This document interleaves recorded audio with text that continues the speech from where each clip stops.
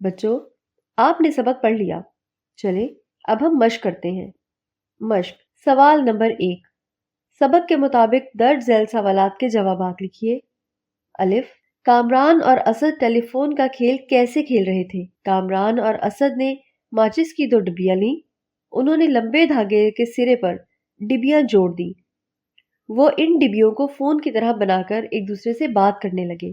बे। शुरू में टेलीफोन किस उसूल पर बनाया गया था? जिस तरह धागों के जरिए से आवाज एक डिबिया से दूसरी डिबिया तक पहुंच जाती है, शुरू में टेलीफोन भी इसी उसूल पर बनाया गया था। जीम। आप सुबह सवेरे उठना चाहें तो मोबाइल फोन आपकी किस तरह मदद करेगा? आप सुबह सवेरे उठना चाहें तो मोबाइल का अलार्म आपको उठा देगा। दाल। रोशनी के लिए मोबाइल फोन हमारी किस तरह मदद करता है? मोबाइल फोन में टॉर्च भी होती है। जरूरत के वक्त आप इससे रोशनी भी हासिल कर सकते हैं। हे।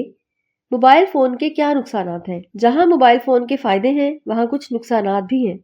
जो बच्चे हर वक्त मोबाइल पर खेल खेलते हैं, उनकी पढ़ाई का हर्ज होता है। साथ ही उनकी आंखों पर भी बुरा असर पड़ता है। मोबाइल फोन की ऊंची आवाज कानों को भी मुतासिर करती है। प्यारे बच्चों, अब हम अगला सवाल करते हैं। सवाल नंबर 2। सबक के मुताबिक दर्ज झैल में से दुरुस्त जवाब पर टिक लगाइए। अलिफ। असद और कामरान के पास थीं खाली डिब्बियां, आइसक्रीम की, माचिस की, पेंसिलों की, खिलौनों की।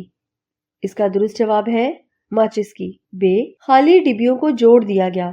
गोंद से, एल्फी से, तार से, धागे से।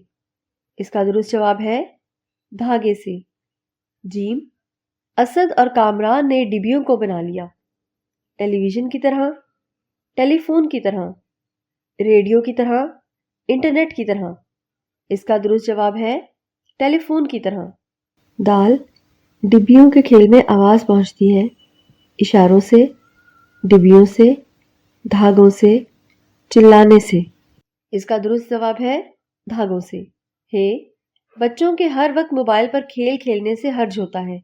बिजली का, मोबाइल के बटनों का, मोबाइल की स्क्रीन का, पढ़ाई का।